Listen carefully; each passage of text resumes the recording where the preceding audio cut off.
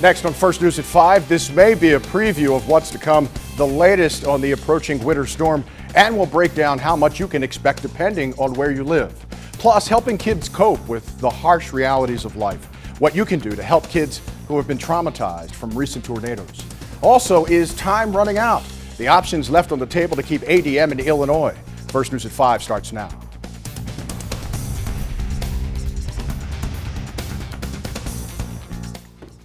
Well, all eyes are on the weather tonight, a drop in temperatures tonight, and possibilities of black ice for your morning commute. Chief Meteorologist Rick Kirby, of course, joins us with a first look at your forecast. Hard to believe, Maggie. It's in the 60s right now, and we are going to cut that by 2/3 in the next couple of days, so get ready. And a couple of our counties, Fayette and Effingham, under a winter storm watch beginning tomorrow into Friday for the possibility of 3 to 5 inches of snow. Thankfully, for most of us, we're going to miss out on the big snow, but we are not going to miss out on the cold. Now, here's what's going on. Look at that cold front. That's going to end the party as far as these warm temperatures go in the 60s. Behind it, some very cold air. And there's going to be a couple of waves that move on that frontal system to our south that give us snow chances here and especially across the southern part of Illinois. Now, look at temperatures in the 50s and 60s right now, but look to the northwest. 65 in St. Louis, 25 in Des Moines, 27 in Kansas City, even colder farther northwest, and that cold air is heading our way on a very fast train. Now, we'll tell you how much snow you may see here coming up in just a few minutes. All right, Rick, thanks very much. And as Rich was just talking about, don't get used to this weather. Right now, comfortable outside for early December. We're flirting with 60 degrees. Come this time tomorrow, cut the temperature in half. Get ready to see some snow. With areas down south expected to be the hardest hit. ABC News Channel 20's Kimberly Howard has a look at how Effingham County is getting ready. You've heard it called the calm before the storm, and that's really what this is. Check this out. I don't even need a jacket right now, but pretty soon those temperatures are expected to plummet, and southern Illinois communities like this one, which seem to be clinging to a hint of fall, they'll be blanketed in snow. We have a permanent population a little over 10,000. However, we have a daily transient population of about 100,000. And with the snowfall in this area expected to peak right around rush hour, that could be a problem. Have a full tank of gas, know the route you're taking and what your location is.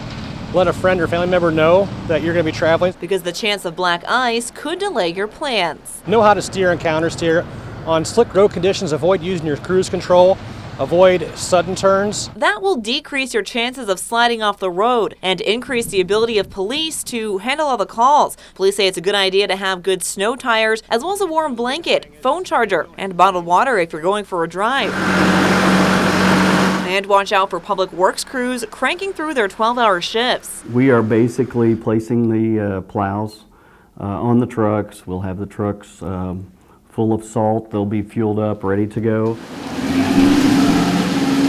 Trucks are already heading out to dump salt on the most dangerous areas. The bridges, of course, are typical protocol as we go out. We pre-treat the bridges. But Public Works is calling for some post-storm treatment as well on the part of you to make sure the cleanup goes quicker and safer. You know, please don't push the snow out into the street because it piles up on the street.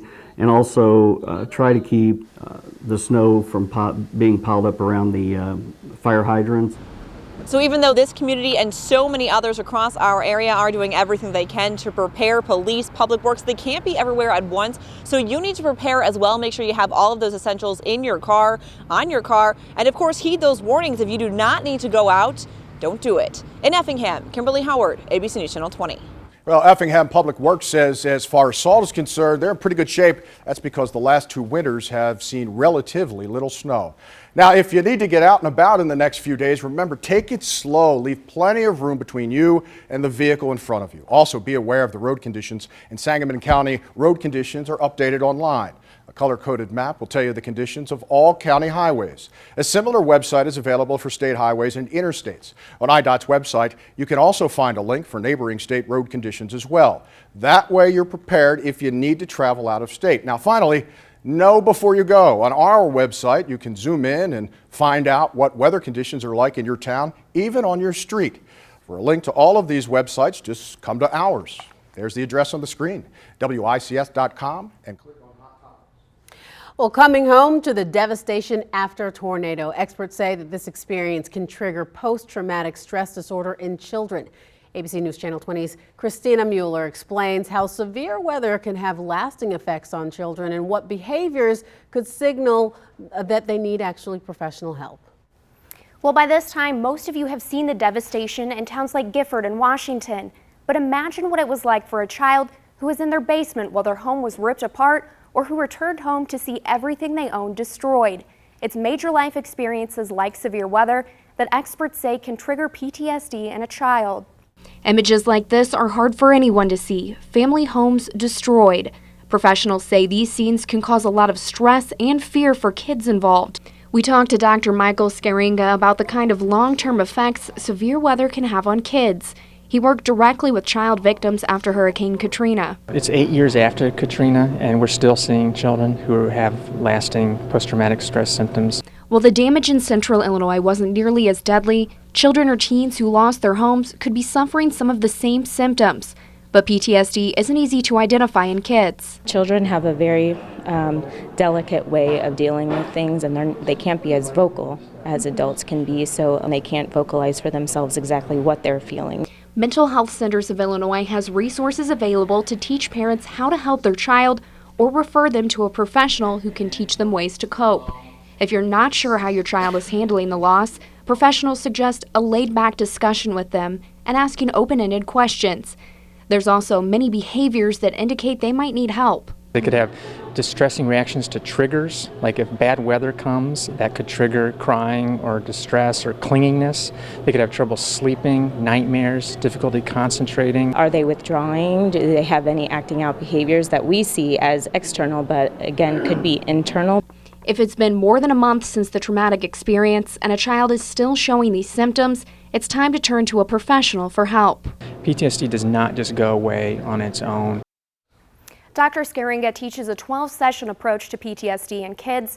During those sessions, a counselor teaches the child coping techniques to use when they feel scared or stressed.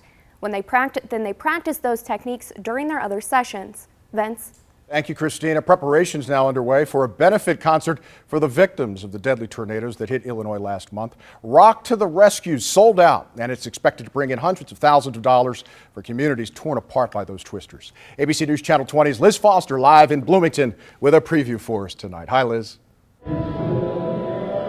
The stage is set here at U.S. Cellular Coliseum in Bloomington. Crew members are still doing some final sound checks ahead of the 7,500 concert goers expected to arrive soon. In just a couple of hours, an all-star lineup will take the stage. Rock to the Rescue features Styx and REO Speedwagon. Other artists performing tonight are Richard Marx, Ted Nugent, Larry the Cable Guy, Survivor, Head East, and Brushville.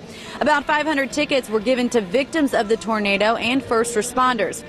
And we've even heard some first responders will be brought on stage and honored. We actually had an opportunity to interview a couple of tonight's artists. Coming up tonight at 6, hear from one of them and find out where the hundreds of thousands of dollars that will be raised tonight is going.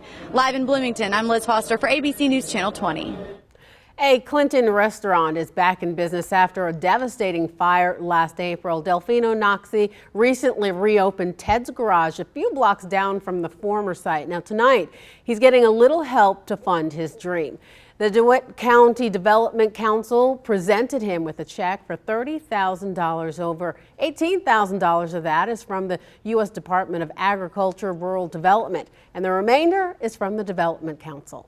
It means a lot, it means that I have the support of the town, and therefore it's going to help me to improve more of the quality of food and service as well. Well, Noxie says that he plans to use the money to purchase a new walk-in cooler. Still ahead here tonight on First News at 5, is time running out for lawmakers to help keep one of the state's largest employers in Illinois? Why one state lawmaker says, let him go.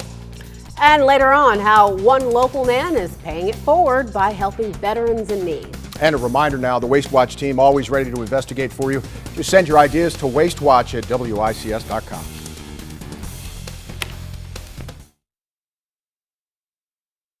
It's the OCI Cam at Lake Springfield Marina. You're watching ABC News Channel 20.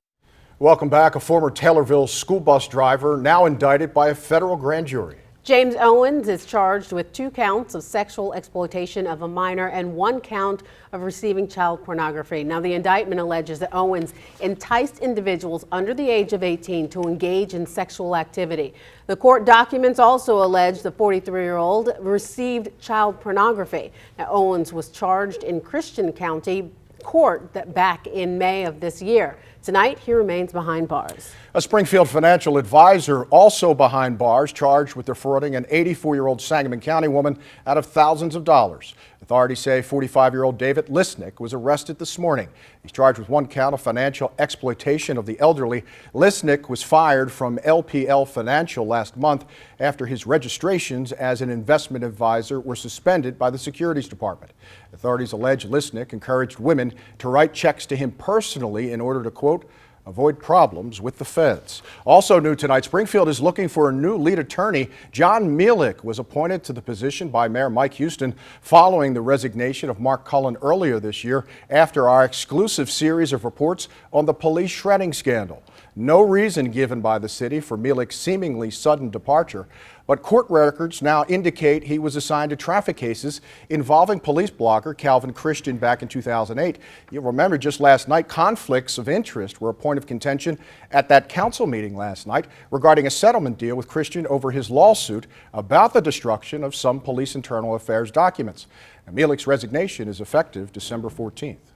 It is a building listed as dangerous and unsafe by the Springfield Fire Department. Tonight, the owners of the pallet shop are under investigation. Fire crews were called out around 10:30 last night. When they arrived on scene, a truck was blocking the entrance to the building, so fire crews had to cut down part of the fence to get in.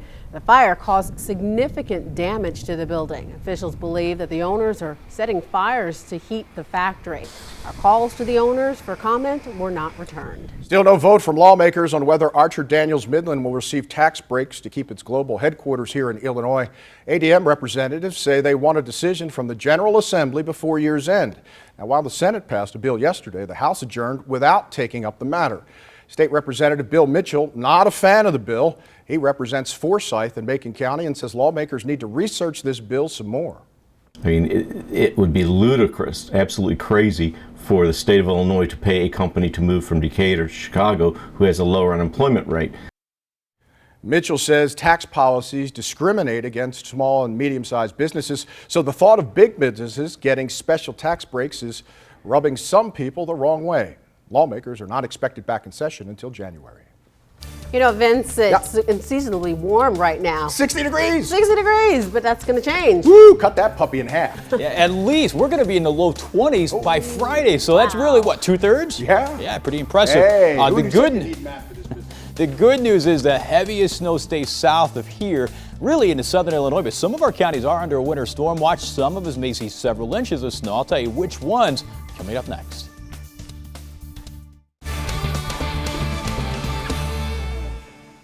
All right, we've been talking about cold weather and potential snow for at least a week now, and the storm system is starting to approach the area. It's going to start with cold air. We'll feel that tomorrow, but more so as we head into Friday, and then maybe some snow. You can see we've been in and out of some clouds today. We saw a little bit of sunshine today as well, but we're dry outside tonight. Tomorrow afternoon will be our first chance of something falling from the sky, and that'll be some snow in the afternoon. Better chances tomorrow night as we head into Friday as well. There's the cold front right there. Out ahead of the front, temperatures in the 50s and 60s today. Unbelievably warm. Behind the front, extremely cold air that is heading our way. Now, there are some winter storm watches in effect across parts of Illinois. This does include Fayette and Effingham County. So it's really south of I-70 down here where the biggest potential of snow is. And in these counties, we could be talking 3 to 5 inches of snow. Farther south in southern Illinois, 5 to 8 inches of snow will be a possibility. So let's break this down. Tomorrow afternoon, some snow showers possible. The best chance, though, tomorrow night and into Friday.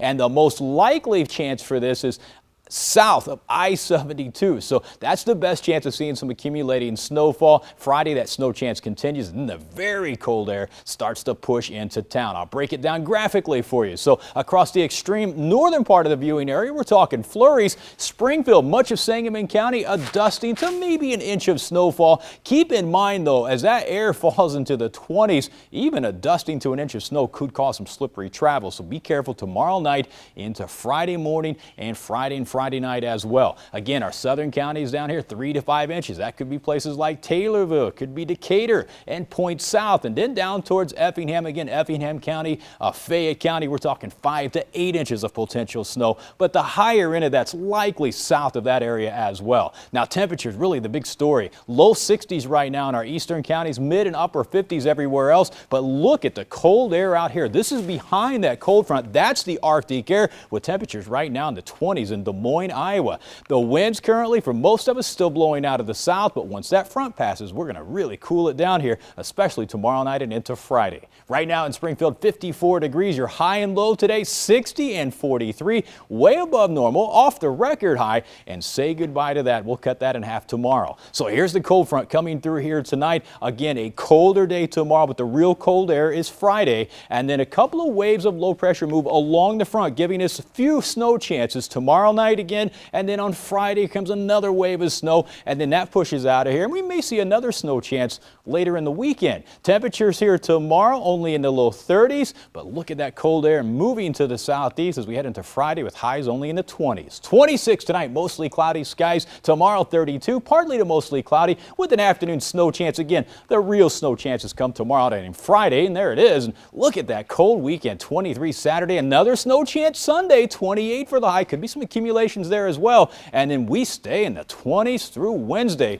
It's going to be a very, very cold period of weather here and way below normal. So typically we'd be in the 40s. We're going to be nowhere near that. Wow, single digits for those lows too, man. Extreme cold. So folks need to just prepare. Absolutely, be ready, yeah, whatever it takes. All righty, well, you know, it's our challenge to you. Tell us who's paying it forward in our community. We found a local man who's doing just that. His story's coming up next. Don't go away.